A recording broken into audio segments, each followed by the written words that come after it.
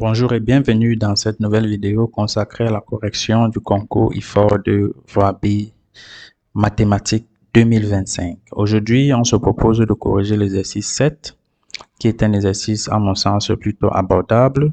Nous allons corriger cet exercice dans les moindres détails, mais avant toute chose, nous tenons une fois de plus à vous présenter ce document qui est selon moi, le document le plus complet, le plus abouti, qui vous permet de préparer de manière optimale le concours de l'IFOR. Alors, ce document est adressé à toutes personnes qui sont en cycle licence scientifique, que ce soit économie, informatique, statistique, mathématiques ou physique. Les étudiants de première et deuxième année peuvent s'en procurer, même ceux de troisième, quatrième année. L'essentiel, le plus important, c'est de se préparer sur au moins ces 6 mois. C'est par expérience que je vous le dis. Donc, dans ce document, vous trouvez les 3 rubriques correspondant aux 3 sujets du concours. Rubrique mathématiques, qui parle du sujet de mathématiques, le contenu du sujet, la correction des derniers sujets depuis 1997, ainsi que les sources des anciens sujets. Il est important de savoir d'où sont tirés les anciens sujets, n'est-ce pas, pour avoir une préparation optimale. Probabilité et statistique, c'est pareil, nous avons les anciens sujets depuis 93, corrigés, et les sources de ces sujets également. Culture générale, ici, on vous donne les méthodologies, les thématiques majeures qui viennent dans les différents sujets. Donc, ce document, vous pouvez vous le procurer en nous contactant sur WhatsApp ou bien en nous laissant un commentaire dans cette vidéo. Sans plus tarder, on va passer à la correction de l'exercice 7 du sujet de 2025. Donc, l'exercice 7 comptait pour 3 points. Allons-y directement à l'exercice 7. Alors, l'exercice 7, on donne 2 applications linéaires. F, une application linéaire de R3 dans R2 et G, une application linéaire de R2 dans R3. On note A, la matrice de F relativement aux bases canoniques de R3 et R2. D'accord? Et B, la matrice de G relativement aux bases canoniques de R2 et R3. Vérifiez que G rond F est un endomorphisme de R3. Très bien. Donc là, on va passer directement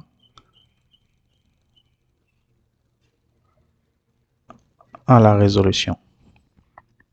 Donc, en guise de rappel, les données, on dit que F est un endomorphisme de R3 dans R2. D'accord? Et également, G est un endomorphisme de R2 dans R3. Donc, ce sont des applications linéaires. Ensuite, on définit G rond F. G rond F. Juste en guise de rappel, nous savons que pour calculer G rond F de X, n'est-ce pas, il faut que X soit dans R3. Donc, pour calculer G rond F de X, on calcule d'abord F de X. Donc, on prend un X, il devient F de X. D'accord, dans F est de R3 vers R2, et le F de X qui est dans R2, donc ici on a F, ici on a G, c'est ce F de X là qui devient maintenant G de F de X par G, donc G est de R3, donc d'ici à là, on a notre G rond F. Très bien, donc la première question, on dit de vérifier que vérifions que G rond F est un endomorphisme de R3. Aussi, on a précisé que A, on a donné A, c'est la matrice de F dans les bases canoniques B, et B, c'est la matrice de F, de G autant pour moi. C'est la matrice de G dans les bases canoniques.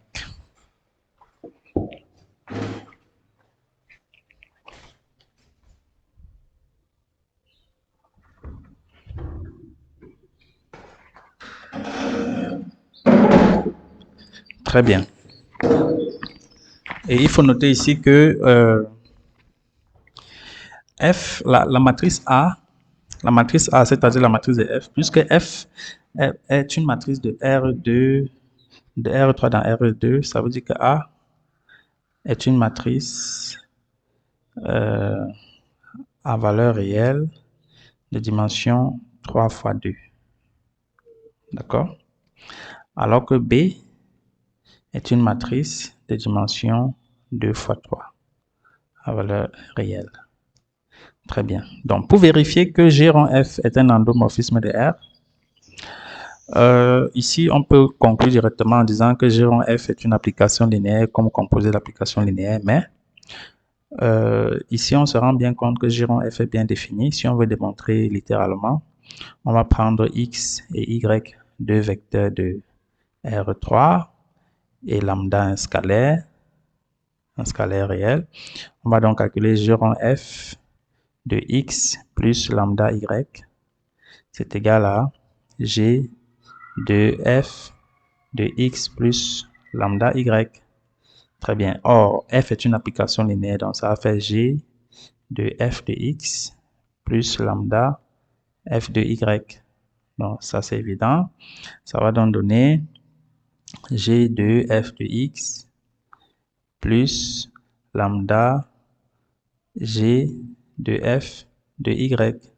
Vous pouvez justifier ici en disant que K, F et G sont des applications linéaires. Donc, on voit bien que G rond F est une application linéaire de R3. Très bien. Donc, on passe à la deuxième question. Deuxième question. Que dit la deuxième question? Alors, deuxième question, petit A, montrer que l'image de G rond F est contenue dans l'image de G. Pour répondre à cette question, c'est très simple. Donc, on veut démontrer que image de G rond F est contenue dans image de G. Donc, ça, ce sont les démonstrations classiques. Ce qu'on va faire, c'est considérer un vecteur V appartenant à image de G rond F et montrons que V appartient à image de G, c'est-à-dire qu'il existe un U dans R3 tel que V soit égal à G de U. Donc voilà ce qu'il faut démontrer. Très bien. Bon. Puisque V appartient à image de G rond F, qu'est-ce que ça veut dire? Ça veut dire qu'il existe un X dans quoi? Alors, F, il prend des valeurs dans R3. Donc, il existe un X dans R3 tel que V est égal à G rond F de X. D'accord?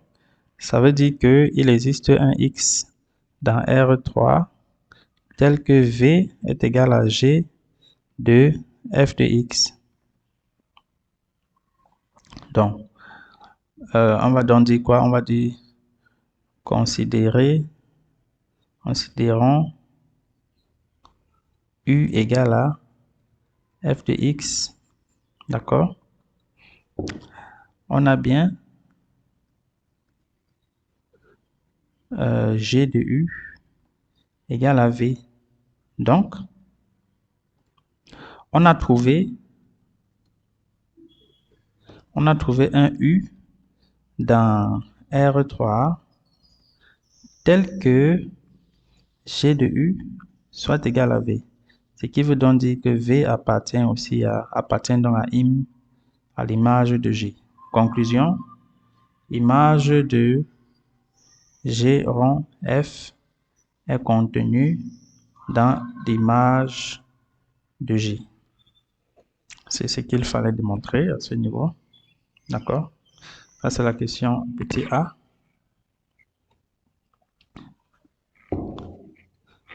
Là, on passe à la question petit b. Très bien, on passe à la question petit b. Donc, 2b. Que dit la question 2b? La question 2 veut dire de montrer que l'image de G est inférieure ou égale à 2. Ça aussi, ce sont des petits théorèmes classiques d'algèbre qu'on va utiliser. Donc, montrons que image de G, d'accord? Donc, que la dimension de l'image de G est inférieure ou égale à 2, est au plus égal à 2. Très bien. Notons que B, c'est la matrice de l'application G dans les bases canoniques. Donc, ça veut dire que B appartient à l'espace vectoriel des matrices de dimension 3 fois 2, à coefficient irréel. Très bien. Et on sait que la dimension de l'image de G, en fait, c'est égal au rang de G. Rang de G. Et le rang de G n'est rien d'autre que le rang de la matrice B associée à G, qui est inférieur ou égal à 2, car B appartient à l'ensemble des matrices 3 lignes, 2 colonnes. Pourquoi le rang de G est au plus égal à 2? Tout simplement parce que la définition du rang, c'est quoi? Le rang de B est égal à l'ordre de la plus grande matrice carrée. Matrice carrée de déterminant non nul. Déterminant différent de 0 qu'on peut extraire de B. D'accord. Or, B est une matrice 3 lignes, 2 colonnes. Ça veut dire que la plus grande dimension ou bien le plus grand rang de la matrice carrée qu'on peut extraire de B sur une matrice carrée d'ordre 2. C'est la raison pour laquelle le rang de B est égal à 2.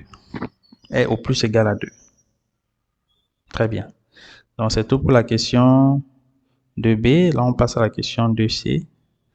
Pour la question 2C, on dit... que dit la question 2C? On déduit des questions précédentes que la dimension des im de G rond F est inférieure ou égale à 2. Donc, ça, c'est une déduction. On sait que l'image de G rond F est contenue dans l'image de G. Ça veut dire que la dimension de l'image de G rond F, l'image de G rond F, est inférieure ou égale à la dimension de l'image de G. C'est-à-dire que la dimension, l'image de G là est de dimension inférieure ou égale à 2. Donc la dimension de l'image de G rond F est au plus égal à 2. Donc ça achève la démonstration.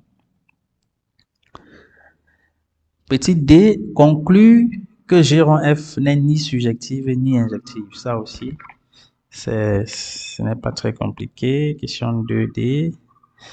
On dit de conclure que G rond F n'est ni surjective ni injective. Donc, G rond F n'est ni injective ni surjective. Donc, on va conclure.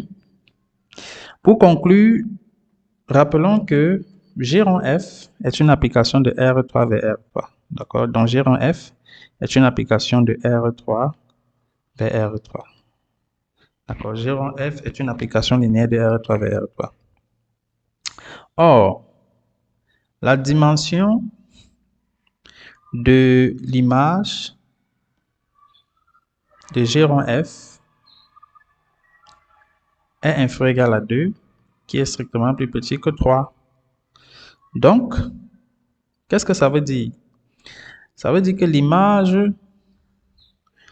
de G rond F Ne retrouve pas R carré, R au cube, autant pour moi. Ne retrouve pas R au cube. Ne retrouve pas R au cube. Ça veut donc dire que G rond F n'est pas injectif. N'est pas surjectif, autant pour moi. N'est pas surjectif. Parce que si elle était surjective, ça voudrait dire que quel que soit le vecteur qu'on prenait dans R3, on pouvait trouver un antécédent, au moins un antécédent dans R3. D'accord? C'est clair. Autrement dit, quelqu'un pouvait remarquer aussi que l'image de G rond F est contenue strictement dans R3. D'accord? Donc, il existe un vecteur A dans R3 tel que A n'appartient pas à image de G rond F. Ceci montre aussi que G rond F n'est pas surjectif. De plus, d'après le théorème du rang,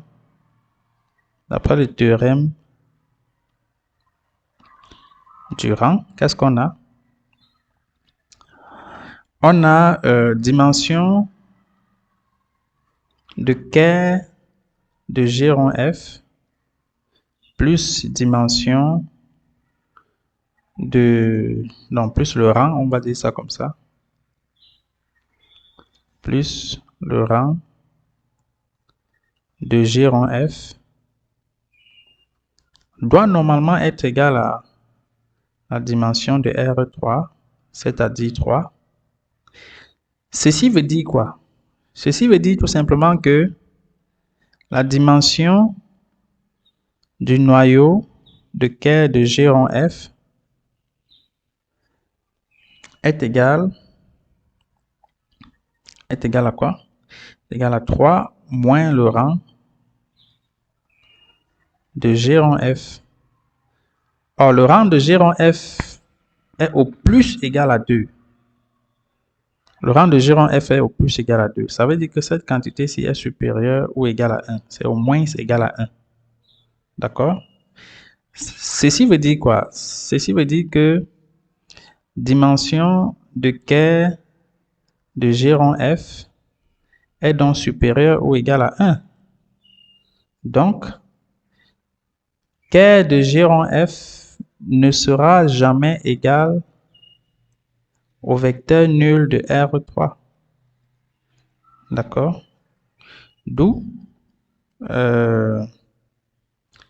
G rond F n'est pas injectif. Elle n'est pas injective. On rappelle que pour qu'une application linéaire soit une application linéaire est injective si et seulement si son noyau est égal au vecteur nul.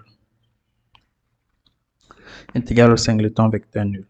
Très bien. Donc, ça achève dans la question 2D. Maintenant, la question 3, on dit en déduit une valeur propre de B fois A, la matrice B fois A. D'accord. Juste en guise de rappel, nous voulons rappeler ici que B, c'est une matrice 3 lignes 2 colonnes. Et A, c'est une matrice quoi? C'est une matrice 2 lignes 3 colonnes. D'accord? Alors, donc A, c'est une matrice 3 lignes 2 colonnes.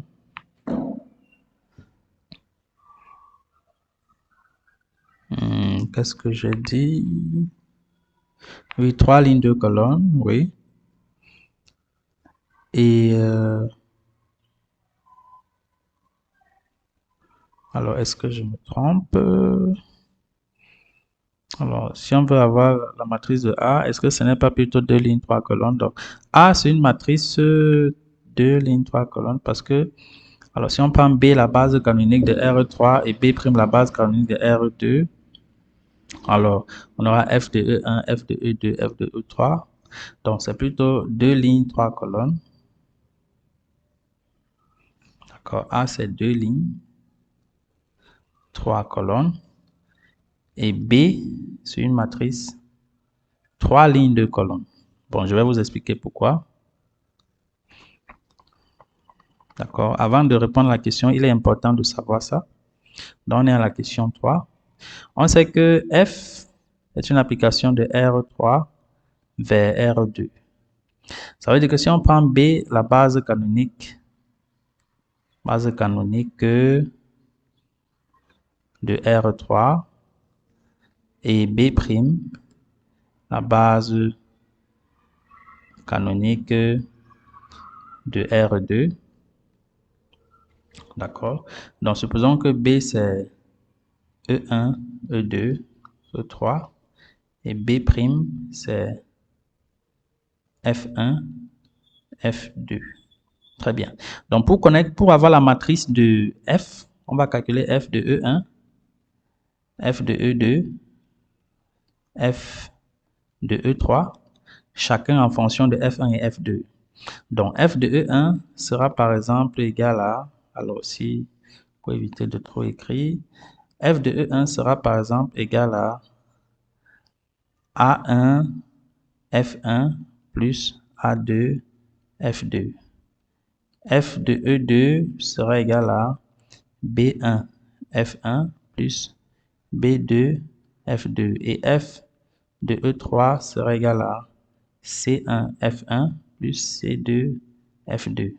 Et dans ce cas, la matrice de F dans la base B, qui est la matrice A bien sûr, sera donc égale à la matrice A1, A2, B1, B2, C1, C2. On voit que c'est une matrice 2 lignes, 3 colonnes à coefficient réel.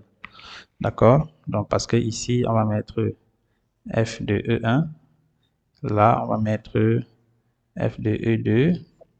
Là, on va mettre F de E3. D'accord? Ça veut dire que B est plutôt une matrice 3 lignes, 2 colonnes. Très bien. Donc, une fois que cela est dit, remarquons que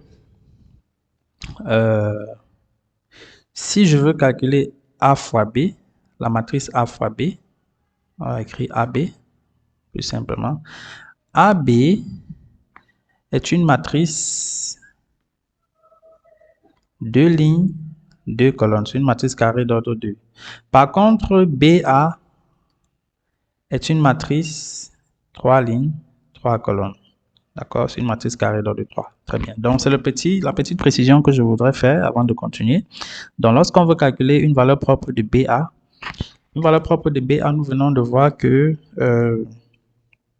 BA n'est pas injective. D'accord? Elle n'est pas injective. Si elle n'est pas injective, ça veut dire qu'on peut trouver un vecteur non nul qui appartient au Ker. Donc, qu'est-ce qu'on va dire? On va dire que Ker de G rond F, parce que BA, c'est la matrice de G rond F. Hein? Il faut aussi dire ça. BA, c'est la matrice de G rond F dans la base canonique B. Donc, Ker de G rond F est différent du singleton vecteur nul de R3. Donc, si c'est différent du singleton vecteur nul de R3, ça veut tout simplement dire que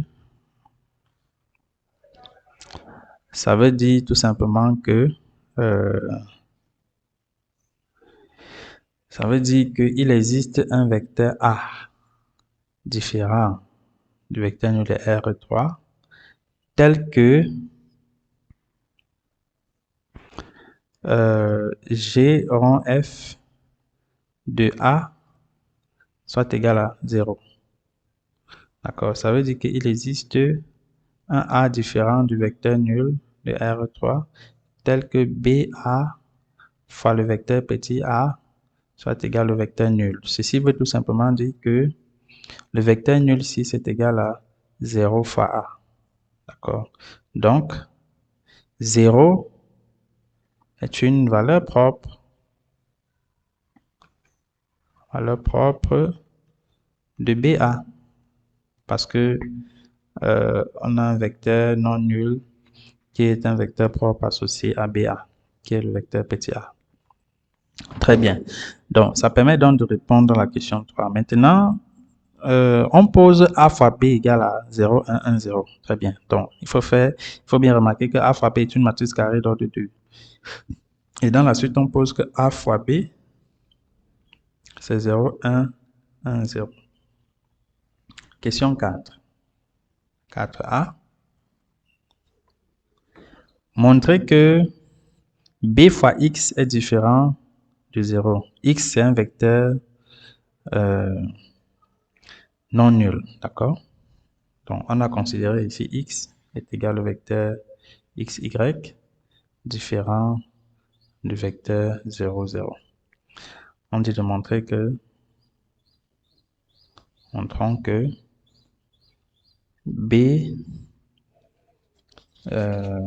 montrons que b fois x est différent de 0. Donc bx est différent de 0. Donc, qu'est-ce qu'on a? Si on calcule AB fois X, ça va faire la matrice 0, 1, 1, 0 fois X, Y. Ça va faire la matrice YX. Donc, on voit bien que AB fois X est différent de 0, 0, car XY est différent de 0, 0. Très bien. Car XY est différent de 0, 0. Donc, une fois qu'on a dit ça,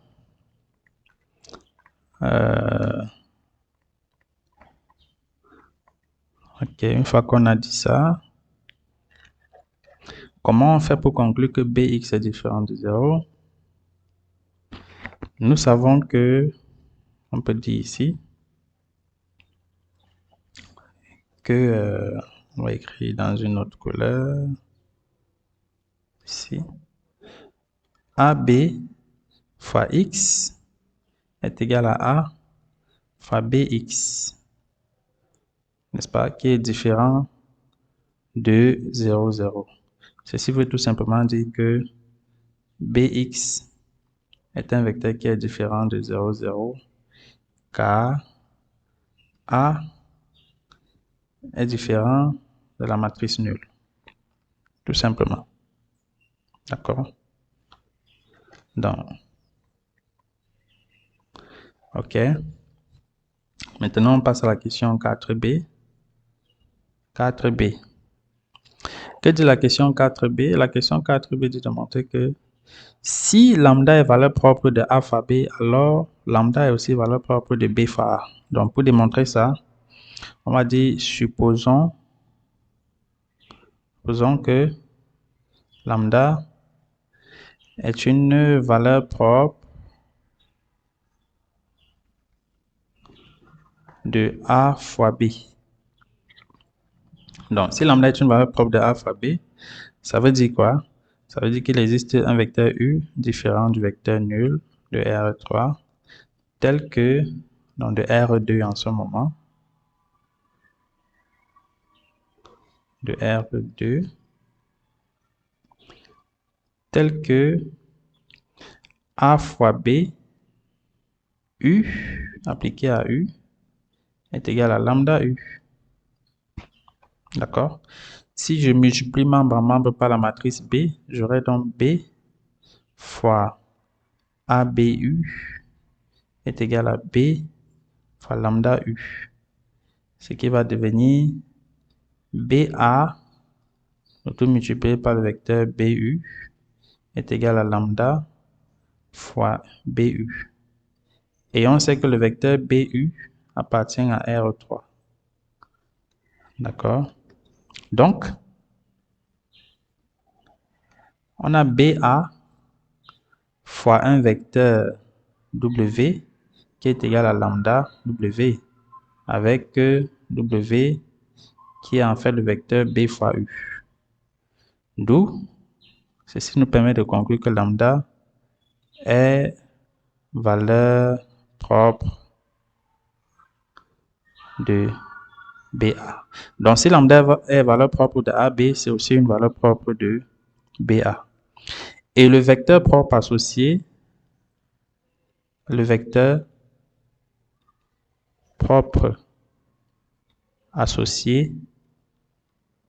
est B fois U. Donc, ça c'est la question 4B. Question 4C, on déduit que BA est diagonalisable. Donc, ça c'est vraiment une question bonus. Pour déduire que BA est diagonalisable, on va calculer les valeurs propres de BA et utiliser une propriété classique des matrices diagonalisables. Donc, pour cela, il faut calculer les valeurs propres de AB parce que les valeurs propres de AB sont aussi les valeurs propres de BA. C'est-à-dire quoi? C'est-à-dire que le spectre de AB est contenu dans le spectre de BA. Le spectre, c'est l'ensemble des valeurs propres. Donc, calculons donc le spectre de AB.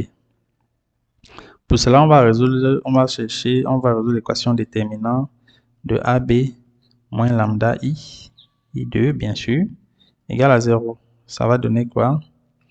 Ça va donner déterminant de AB. Bon, alors AB, c'est la matrice 0, 1, 1, 0. On va seulement faire moins lambda sur la diagonale principale. Donc, ça va faire moins lambda, 1, 1, moins lambda, égale à 0. Ça va faire lambda carré, moins 1, égale à 0. Ça va faire lambda égale à plus ou moins 1. Donc, l'ensemble des valeurs propres de la matrice BA est égal d'abord aux valeurs propres de la matrice AB, c'est-à-dire moins 1, 1, augmenté de la valeur propre 0 que nous avons identifiée ici. On a vu que 0 est une valeur propre de BA. Donc, augmenté de 0. De 0. Conclusion, la matrice BA est diagonalisable. Pourquoi? Pourquoi la matrice BA est diagonalisable? Car elle a autant de valeurs propres distinctes que sa dimension. Elle a autant de valeurs propres distinctes que sa dimension. Donc, sur une matrice carré d'ordre 3 a 3 valeurs propres distinctes, elle est diagonalisable. C'est un résultat très important en algèbre. Donc, voilà, c'est tout pour cette correction. Nous vous remercions d'avoir suivi et partagez au maximum. Prochainement, pour la correction de l'exercice 8, c'est sur les produits scalaires. Ça a l'air plutôt simple. Et pour toute personne qui veut vraiment réussir ce concours, je vous conseille de vous préparer pendant longtemps. Et la meilleure préparation, c'est une préparation orientée. Ce document vous oriente pour cette préparation et nous avons lancé notre programme de préparation en ligne. Abonnez-vous à la chaîne WhatsApp pour avoir toutes les informations. Le lien est dans la description. Prochainement, dans les prochaines vidéos. À très bientôt.